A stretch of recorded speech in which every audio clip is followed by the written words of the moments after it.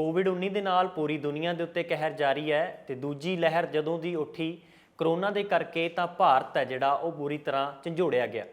ਭਾਰਤ ਵਿਕਾਸਸ਼ੀਲ ਦੇਸ਼ ਹੈ ਤੇ ਇਸ ਕਰਕੇ ਪਹਿਲਾਂ ਹੀ ਬਹੁਤ ਸਾਰੀਆਂ ਸਮੱਸਿਆਵਾਂ ਨਾਲ ਜੂਝ ਰਿਹਾ, ਪਰ ਆਮ ਲੋਕ ਜਿਨ੍ਹਾਂ ਦੇ ਰੋਜ਼ ਦਿਹਾੜੀ ਦੇ ਕੰਮ ਹੁੰਦੇ ਆ ਜਿਸ ਦੇ ਕਰਕੇ ਉਹਨਾਂ ਦਾ ਪੇਟ ਪਲਦਾ ਹੈ, ਉਹਨਾਂ ਦੇ ਲੋਕਾਂ ਦੇ ਉੱਤੇ ਸਿੱਧੇ ਤੌਰ ਤੇ ਬਹੁਤ ਮਾੜਾ ਅਸਰ ਪਿਆ। ਦੂਜੀ ਲਹਿਰ ਨੇ ਕੀ ਅਸਰ ਕੀਤਾ, ਪਰ ਇਸ ਦੂਜੀ ਲਹਿਰ ਦੇ ਅੰਦਰ ਜਿਸ ਤਰ੍ਹਾਂ ਲੋਕਾਂ ਦਾ ਹਾਲ ਬੇਹਾਲ ਹੋ ਰਿਹਾ ਔਰ ਪ੍ਰਧਾਨ ਮੰਤਰੀ ਨਰਿੰਦਰ ਮੋਦੀ ਉਹਨਾਂ ਦੀ ਜ਼ਿੰਮੇਵਾਰੀ ਕਿਸ ਤਰ੍ਹਾਂ ਤੈਅ ਕੀਤੀ ਜਾਵੇ, ਇਸ ਨੂੰ ਲੈ ਕੇ ਅਸੀਂ ਇੱਕ ਤੁਹਾਡੇ ਨਾਲ ਰਿਪੋਰਟ ਸਾਂਝੀ ਕਰਨ ਲੱਗੇ ਹਾਂ। ਖਾਸ ਕਰਕੇ ਅੰਤਰਰਾਸ਼ਟਰੀ ਮੀਡੀਆ ਕਿਸ ਨਜ਼ਰ ਨਾਲ ਦੇਖ ਰਿਹਾ ਔਰ ਨਰਿੰਦਰ ਮੋਦੀ ਨੂੰ ਸਵਾਲ ਕਿਵੇਂ ਖੜੇ ਕਰ ਰਿਹਾ, ਆਖਰਕਾਰ ਉਹ ਕਿਉਂ ਕਹਿ ਰਿਹਾ ਕਿ ਬਹੁਤ ਸਾਰੀਆਂ ਚੀਜ਼ਾਂ ਅਜਿਹੀਆਂ ਨੇ ਜੋ ਨਹੀਂ ਹੋਣੀਆਂ ਚਾਹੀਦੀਆਂ ਭਾਰਤ ਦੇ ਅੰਦਰ। ਤਾਂ ਜਿੱਥੇ ਦੇਸ਼ ਦੇ ਅੰਦਰ ਬਹੁਤ ਸਾਰੀ ਚਰਚਾ ਹੈ ਸਰਕਾਰ ਤੋਂ, ਲੋਕ ਲਗਾਤਾਰ ਮੰਗ ਕਰ ਰਹੇ ਨੇ ਕਿ ਆਕਸੀਜਨ ਦੀ ਘਾਟ ਨਾਲ ਮੌਤ ਨਾ ਹੋਵੇ। ਇਸ ਤੋਂ ਇਲਾਵਾ ਵੈਕਸੀਨੇਸ਼ਨ ਹੈ ਜਿਹੜੀ ਹਰ ਬੰਦੇ ਦੀ ਪਹੁੰਚ ਵਿੱਚ ਹੋਣੀ ਚਾਹੀਦੀ ਹੈ, ਤਾਂ ਇਸ ਨੂੰ ਲੈ ਕੇ ਚਰਚਾ ਚੱਲ ਰਹੀ ਹੈ। ਉੱਥੇ ਹੀ ਅੰਤਰਰਾਸ਼ਟਰੀ ਮੀਡੀਆ ਦੀ ਨਜ਼ਰ ਕਿਵੇਂ ਟਿਕੀ ਹੋਈ ਹੈ, ਸਕਰੀਨ ਤੇ ਤੁਹਾਨੂੰ ਨਾਲ ਦਿਖਾਵਾਂਗੇ ਕਿ ਕਿਹੜੇ ਮੀਡੀਆ ਅਦਾਰੇ ਖਾਸ ਕਰਕੇ ਬਾਹਰਲੇ ਮੁਲਕਾਂ ਦੇ ਕਿਵੇਂ ਭਾਰਤ ਨੂੰ ਦੇਖ ਰਹੇ ਨੇ ਔਰ ਸਥਿਤੀ ਨੂੰ ਕਿਵੇਂ ਕੰਟਰੋਲ ਕੀਤਾ ਜਾਣਾ। ਸਭ ਤੋਂ ਪਹਿਲਾਂ ਤਸਵੀਰ ਤੁਸੀਂ ਸਕਰੀਨ ਤੇ ਦੇਖੋਗੇ ਦਾ ਨਿਊਯਾਰਕ ਟਾਈਮਜ਼ ਦੀ ਹੈ ਔਰ ਅਦਾਰੇ ਨੇ ਇੱਕ ਖਬਰ ਛਾਪੀ 25 ਅਪ੍ਰੈਲ ਨੂੰ ਫਰੰਟ ਪੇਜ ਦੇ ਉੱਤੇ ਖਬਰ ਛਪਦੀ ਹੈ ਔਰ ਇਸ ਦੇ ਉੱਤੇ ਇੱਕ ਵੱਡੀ ਤਸਵੀਰ ਛਾਪੀ ਜਾਂਦੀ ਹੈ। ਤੁਸੀਂ ਦੇਖ ਸਕਦੇ ਹੋ ਇੱਕੇ ਸਮੇਂ ਦੇ ਵਿੱਚ ਅਣਗਿਣਤ ਲਾਸ਼ਾਂ ਨੇ ਜਿਹੜੀਆਂ ਸਿਵੇ ਬਲ ਰਹੇ ਨੇ ਔਰ ਨਾਲ ਕੈਪਸ਼ਨ ਦਿੱਤੀ ਜਾਂਦੀ ਹੈ ਐਜ਼ ਕੋਵਿਡ-19 ਡਿਵਾਰਟਸ ਇੰਡੀਆ ਡੈਥਸ ਗੋ ਅੰਡਰ ਕਾਊਂਟਡ।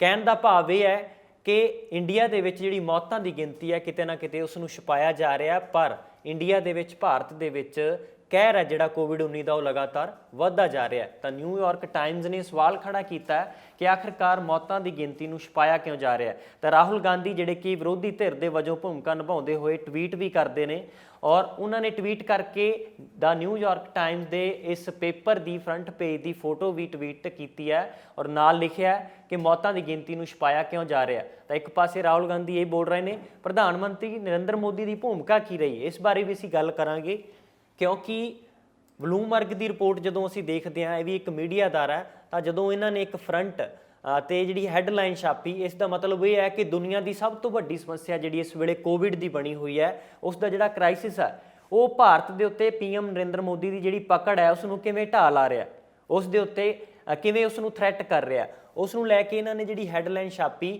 ਕਿ ਮੋਦੀ ਦੇ ਗ੍ਰਿਪ ਦੇ ਵਿੱਚ ਜਿਹੜਾ ਇੰਡੀਆ ਹੈ ਉਸ ਨੂੰ ਥ੍ਰੈਟ ਕਿਵੇਂ ਕੀਤਾ ਜਾ ਰਿਹਾ ਹੈ, ਵੱਡੀ ਸਮੱਸਿਆ ਜਿਹੜੀ ਕੋਵਿਡ-19 ਦੀ, ਉਸ ਨੂੰ ਲੈ ਕੇ ਪੂਰੀ ਰਿਪੋਰਟ ਛਾਪੀ ਗਈ ਹੈ ਔਰ ਲਿਖਿਆ ਗਿਆ ਕਿ ਭਾਰਤ ਦੇ ਵਿੱਚ ਇੱਕੋ ਦਿਨ ਦੇ ਵਿੱਚ ਸ਼ਨੀਵਾਰ ਦੀ ਗੱਲ ਇੱਥੇ ਕੀਤੀ ਗਈ ਰਿਪੋਰਟ ਦੇ ਵਿੱਚ ਕਿ 2,34,000 ਮਾਮਲੇ ਆ ਜਾਂਦੇ ਆ।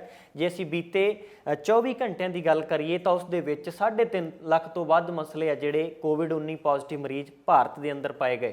3.5 ਲੱਖ ਦੇ ਨਾਲ ਭਿਆਨਕ ਸਥਿਤੀ ਜਦੋਂ ਬਣੀ ਤਾਂ 2812 ਮੌਤਾਂ ਬੀਤੇ 24 ਘੰਟਿਆਂ ਦੇ ਵਿੱਚ ਭਾਰਤ ਦੇ ਅੰਦਰ ਹੋ ਜਾਂਦੀਆਂ ਨੇ। ਇਸੇ ਕਰਕੇ ਇਹ ਅੰਤਰਰਾਸ਼ਟਰੀ ਮੀਡੀਆ ਸਵਾਲ ਚੁੱਕ ਰਿਹਾ ਕਿ ਆਖਰਕਾਰ ਇਹ ਚੱਲ ਕੀ ਰਿਹਾ, ਭਾਰਤ ਦੇ ਅੰਦਰ ਕੰਟਰੋਲ ਕਿਉਂ ਨਹੀਂ ਕੀਤਾ ਜਾ ਰਿਹਾ। ਔਰ ਦੂਜੇ ਪਾਸੇ ਜਿਹੜੀ ਤਸਵੀਰ ਦੇਖ ਰਹੇ ਹੋ ਇਹ ਉਹ ਤਸਵੀਰ ਹੈ ਜਦੋਂ ਬੰਗਾਲ ਦੇ ਵਿੱਚ, ਪੱਛਮੀ ਬੰਗਾਲ ਦੇ ਵਿੱਚ ਚੋਣਾਂ ਦੇ ਦੌਰਾਨ 19 ਅਪ੍ਰੈਲ ਨੂੰ ਪ੍ਰਧਾਨ ਮੰਤਰੀ ਨਰਿੰਦਰ ਮੋਦੀ ਬਿਨਾਂ ਮਾਸਕ ਤੋਂ ਸੰਬੋਧਨ ਕਰਦੇ ਨਜ਼ਰ ਆ ਰਹੇ ਨੇ ਔਰ ਕਿੰਨਾ ਹਜ਼ਾਰਾਂ ਦਾ ਇਕੱਠ ਸੀ ਜਿਸ ਨੂੰ ਉਹਨਾਂ ਨੇ ਸੰਬੋਧਨ ਕੀਤਾ, ਉਸ ਦੀ ਜ਼ਿੰਮੇਵਾਰੀ ਕੌਣ ਤੈਅ ਕਰੇਗਾ, ਉਸ ਨੂੰ ਲੈ ਕੇ ਵੀ ਕਿਹਾ ਗਿਆ। ਔਰ ਬਲੂਮਬਰਗ ਦੇ ਕੁਇੰਟ ਦੇ ਜਿਹੜੇ ਪੇਜ ਹੈ, ਟਵਿੱਟਰ ਹੈਂਡਲ ਦੇ ਉੱਤੇ ਜਿਹੜੀ ਇਹ ਫੋਟੋ ਤੁਸੀਂ ਦੇਖ ਰਹੇ ਹੋ, ਨਾਲ ਉਹਨਾਂ ਨੇ ਲਿਖਿਆ ਕਿ 19 ਅਪ੍ਰੈਲ ਦੀ ਇਹ ਟਵੀਟ ਕੀਤਾ ਗਿਆ ਕਿ ਪੀਐਮ ਨਰਿੰਦਰ ਮੋਦੀ ਕਹਿ ਰਹੇ, ਉਹਨਾਂ ਦਾ ਬਿਆਨ ਵੀ ਉਹਨਾਂ ਨੇ ਕੋਟ ਕੀਤਾ ਹੈ ਕਿ ਆਈ ਹੈਵ ਨੈਵਰ ਸੀਨ ਸੱਚ ਹਿਊਜ ਕਰਾਊਡ।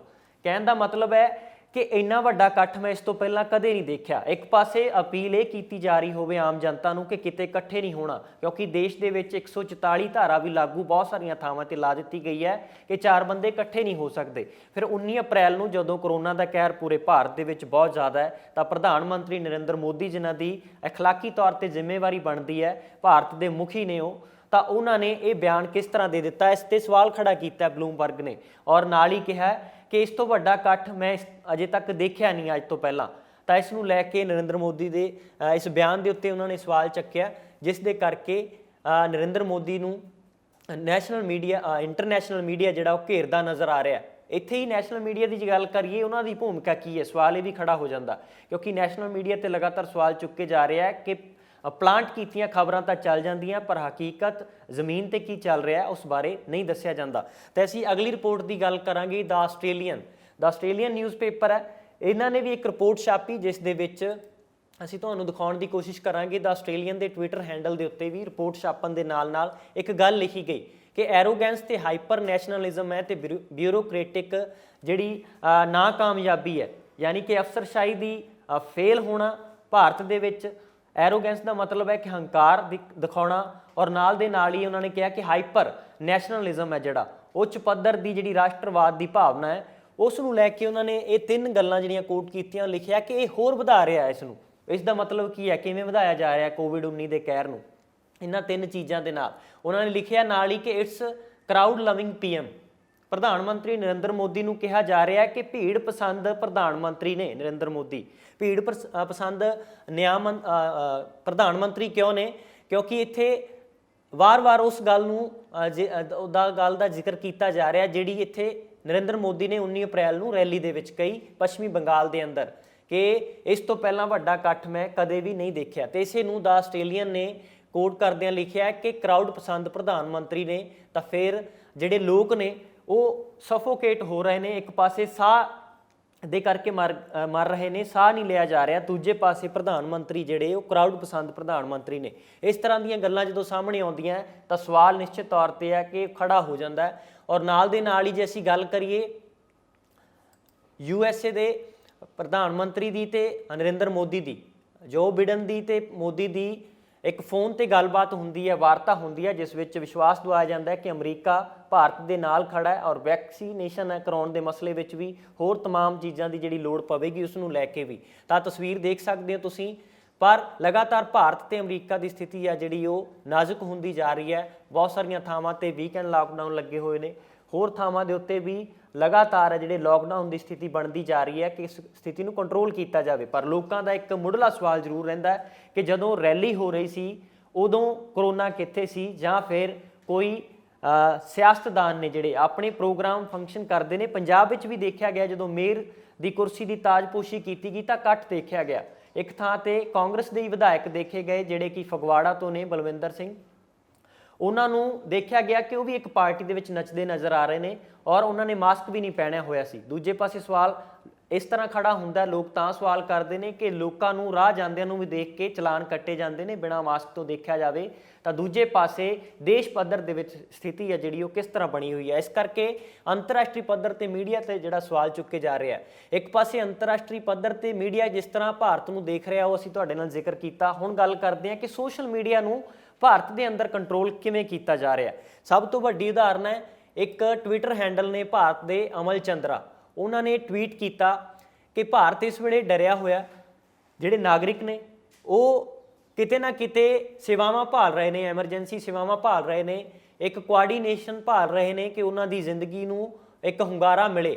ਉਹ ਕੋਸ਼ਿਸ਼ ਕਰ ਰਹੇ ਨੇ ਕਿ ਗੌਰਮੈਂਟ ਹੈ ਜਿਹੜੀ ਉਹਨਾਂ ਦੀ ਜਵਾਬਦੇਹੀ ਹੈ ਜਿਹੜੀ ਤੈਅ ਕੀਤੀ ਜਾਵੇ। ਪਰ ਦੂਜੇ ਪਾਸੇ ਜਵਾਬਦੇਹੀ ਦੀ ਬਜਾਏ ਗੌਰਮੈਂਟ ਇੰਡੀਆ ਜਿਹੜੀ ਉਹ ਲੋਕਾਂ ਦੀਆਂ ਜ਼ਿੰਦਗੀਆਂ ਬਚਾਉਣ ਦੀ ਬਜਾਏ ਸੋਸ਼ਲ ਮੀਡੀਆ ਤੇ ਸੈਂਸਰਸ਼ਿਪ ਲਗਾ ਰਹੀ ਹੈ। ਇਹ ਕਿਉਂ ਲਿਖਿਆ ਹੈ ਅਮਲ ਚੰਦਰਾ ਨੇ, ਇਸ ਬਾਰੇ ਵੀ ਅਸੀਂ ਤੁਹਾਡੇ ਨਾਲ ਜ਼ਿਕਰ ਕਰਦੇ ਹਾਂ, ਕਿਉਂਕਿ ਦਾ ਹਿੰਦੂ ਦੇ ਵਿੱਚ ਇੱਕ ਰਿਪੋਰਟ ਛਪਦੀ ਹੈ ਕਿ 50 ਤੋਂ ਵੱਧ ਟਵੀਟ ਨੇ ਜਿਹੜੇ ਉਹ ਹਟਾ ਦਿੱਤੇ ਗਏ।